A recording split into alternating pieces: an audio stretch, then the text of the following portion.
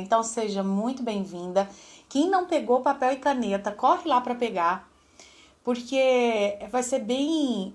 alguns pontos eu tenho certeza que você vai fazer questão de anotar, para você poder depois revisar e poder refletir. E é o seguinte, tema da aula de hoje, os primeiros passos para a restauração de um casamento em crise. Os primeiros passos. O que significa isso? Sem esses primeiros passos, gente, tudo que você fizer tenderá a falhar. Tudo o que você fizer, se não começar por isso aqui que eu vou ensinar para vocês hoje, tenderá a falhar. Pode ser que dê certo? Pode ser que dê certo, mas você vai ter que contar com o fator sorte, você vai ter que contar com fatores sobrenaturais, porque se for contar com técnica, se for contar com o passo a passo comportamental, se for contar com a visão que é preciso ter e o caminho que é preciso tomar do ponto de vista da psicologia, você então precisa estar atenta a essa aula para você seguir, para que dê certo a restauração do casamento. Se começar por qualquer outro caminho que não esse aqui, tenderá a falhar. Quero começar falando com você sobre o poder de influência da esposa dentro do casamento. Eu sei que muitas de vocês, por causa do cansaço, por causa do sofrimento, por causa das inseguranças, por causa das confusões que você se encontra hoje dentro do seu relacionamento, eu tenho certeza que você está desconectada do seu poder de influência. De forma que se eu falar para você assim, você sabe que é enorme o poder de influência de uma esposa dentro do casamento? O poder de influência em transformar realmente os comportamentos do seu marido, em influenciar esse homem a ter uma nova postura? Por causa do seu cansaço, você vai falar assim, Marisa, quer saber? Eu já não estou mais acreditando.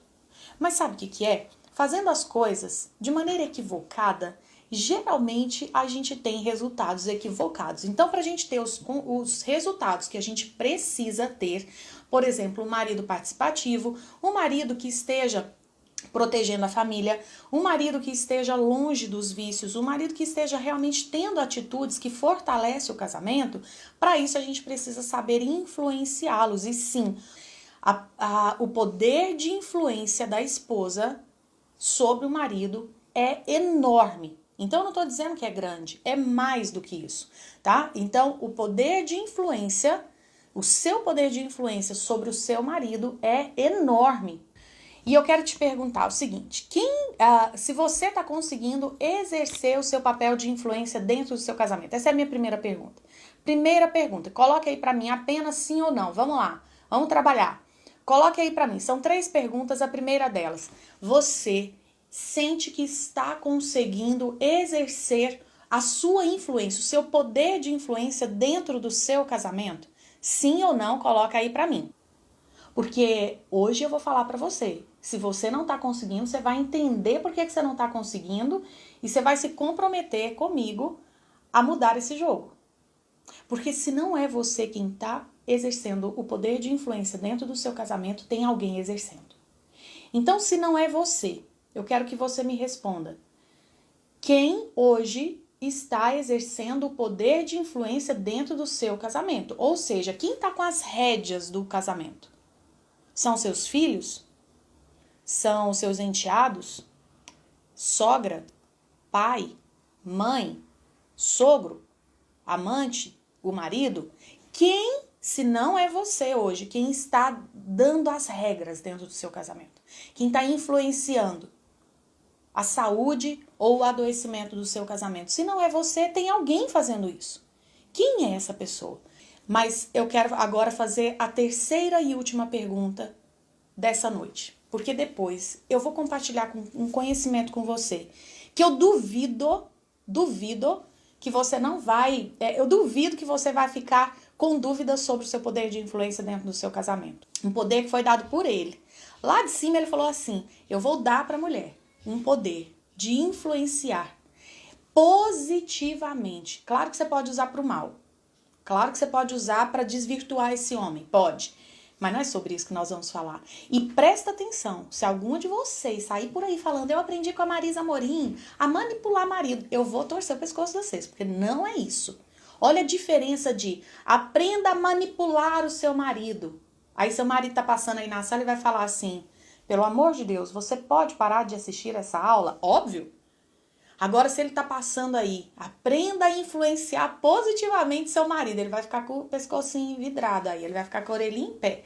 Peraí, todo mundo quer ser positivamente influenciado. Aliás, você segue pessoas, ou pelo menos deveria seguir pessoas apenas que te influenciam positivamente. Não é não? Então, vamos lá. Agora, quero fazer a terceira e última pergunta para entrar no tema, para dar aula aqui para vocês. Um aulão para ficar no coração de vocês para sempre. Principalmente para quem está chegando a primeira vez, entender a seriedade desse trabalho que nós estamos fazendo aqui. A minha pergunta agora para você é: o quão comprometida?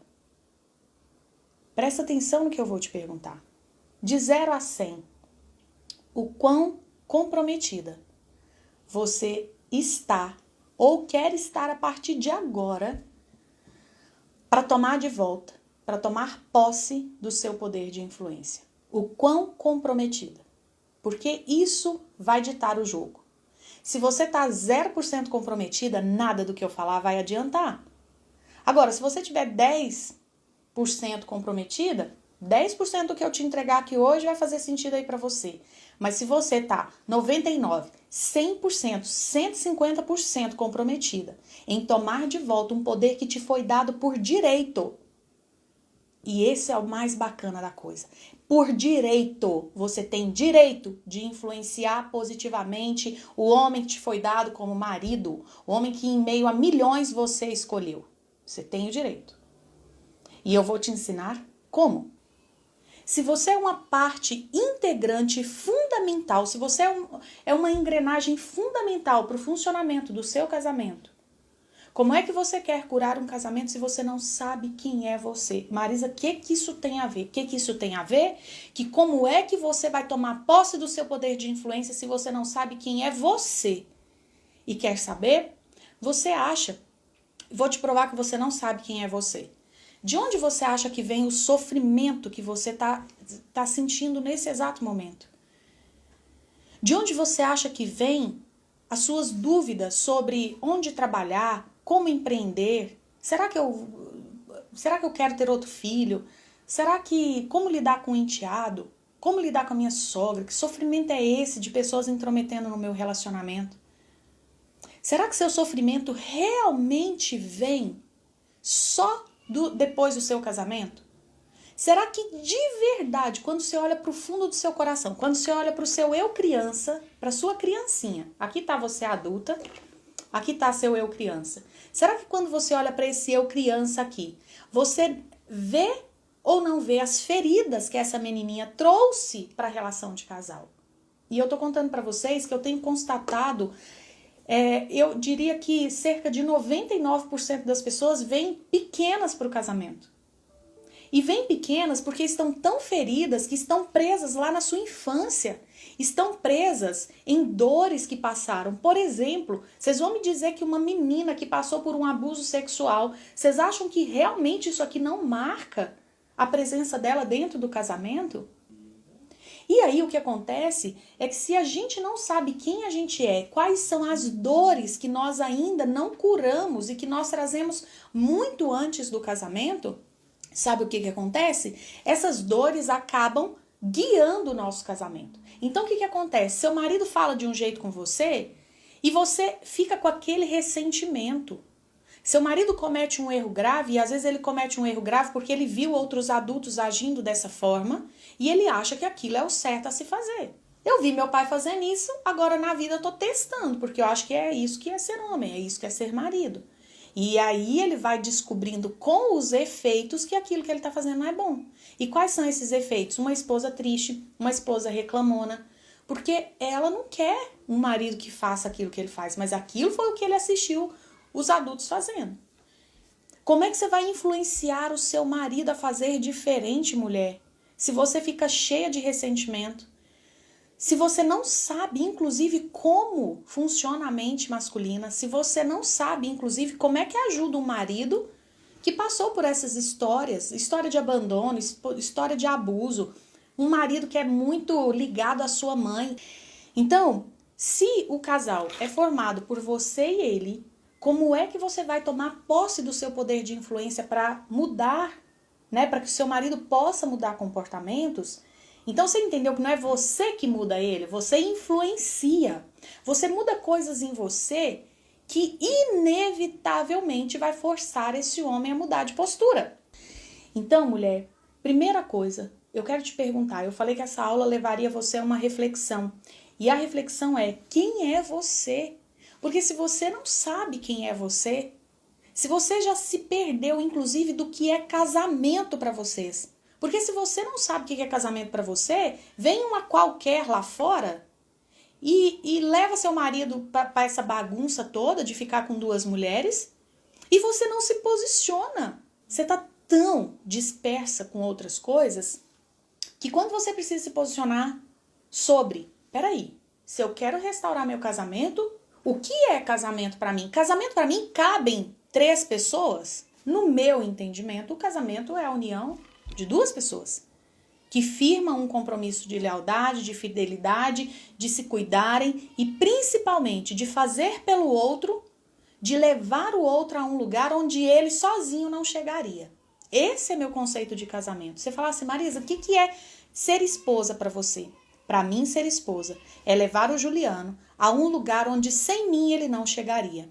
E esse lugar não pode ser um inferno, né, gente? Esse lugar não pode ser um lugar horrível. Não, muito pelo contrário. Que ele desenvolva nele coisas que ele não desenvolveria se ele não fosse casado comigo. Que ele viva experiências que alegrem o coração dele. Que ele, enquanto homem, vivencie algo que eu, como mulher e como esposa, e de uma maneira saudável, de uma maneira bonita, eu leve ele a experimentar. E que com outra pessoa ele não experimentaria. E é sem arrogância. É sem arrogância, mas é fazendo o meu melhor. E eu quero, obviamente, estimular esse marido. Eu quero que ele seja feliz, eu quero que ele seja forte, eu quero que ele seja próspero dentro do casamento, para que ele me leve a lugares onde outro homem não levaria. E óbvio que eu não quero que ele me leve para o inferno, né, gente? Eu quero que ele me leve para um lugar bonito, para um lugar gostoso de se viver. E não estou falando de viagem não, viu, gente? Isso aí pode fazer parte, mas é muito mais. É uma experiência de vida, é fazer com que esse outro se conheça a tal ponto. Marisa, mas meu marido é fechado, meu marido não quer nem saber de autoconhecimento. Vocês acham que o meu quer? Você acha que se eu sentar ali agora, eu posso abrir o vinho que ele mais gosta? Ele adora vinhos. Eu não sei nada de vinho, mas eu posso descobrir, é muito fácil. Descubro qual vinho que ele quer, eu compro, presenteio, sirvo o vinho. Se eu começar com esse assunto de autoconhecimento, o vinho vai ter outro sabor, gente. Não quer falar de vinho. Não quer falar de vinho. De vinho. Não quer falar de autoconhecimento. O meu também não quer falar de autoconhecimento. O meu não tô nem aí. Eu não tô nem aí se ele quer falar. Sabe por quê? Não precisa falar disso. Mas eu posso, de forma sutil. Eu posso de forma bem... É sutil, não tem outra palavra. Disfarçadamente, com o que eu tenho de mulher, com a minha essência feminina, eu consigo sacar muita coisa sobre ele. Sobre o que ele precisa de mudar, sobre o que não vai bem na vida dele, sobre coisas da infância dele que ele tem vontade de realizar, sobre coisas que ele sonhava viver aos 42 anos. Isso aí a gente pode. E não precisa ser assim, né? Abrindo um vinho, conversando diretamente. Você pega isso assim no ar. Você pega isso numa conversa em família. Você pega isso, às vezes, quando você tá ali e ouve uma conversa dele com alguém. Cara, eu tenho uma vontade de assistir Fórmula 1 lá do box. Aí você entra na internet. Quanto é para assistir uma Fórmula 1 do box? 890 milhões de reais. Você fala, meu Senhor Jesus, que sonho caro. Fica para depois. Aí você vai, mas você põe lá na listinha de código. Vai. Amanhã você fica rica, você pode realizar isso para ele. Enfim. Quando nós estamos verdadeiramente dispostas a fazer um trabalho mais profundo e mais amplo dentro do nosso casamento, a gente consegue. Só que a gente não consegue isso se a gente ficar distraída com bobeira. Se a gente ficar distraída com coisa supérflua. Se a gente ficar perdendo tempo em ficar seguindo mulheres que ficam mostrando um estilo de vida impossível e ficar mostrando um casamento que ela posta a foto bonita e aí 5 meses depois tá lá falando que o casamento chegou ao fim. O casamento é casamento de princesa, o dia a dia é o dia a dia de rainha. E daqui a pouco tá lá anunciando um divórcio. E você, bocó, ficou lá perdendo tempo seguindo, achando que aquilo era, de fato, o que estava te ensinando. O que aquilo te ensina sobre vida a dois? Não ensina nada? Então não se espelhe. Você espelhe nela para amarrar um lenço, aprender a amarrar um lenço, aprender a fazer uma maquiagem. Vocês podem se espelhar, mas não sobre como conduzir um casamento, porque ela não é especialista. O que ela tá te mostrando ali pode não ser a realidade.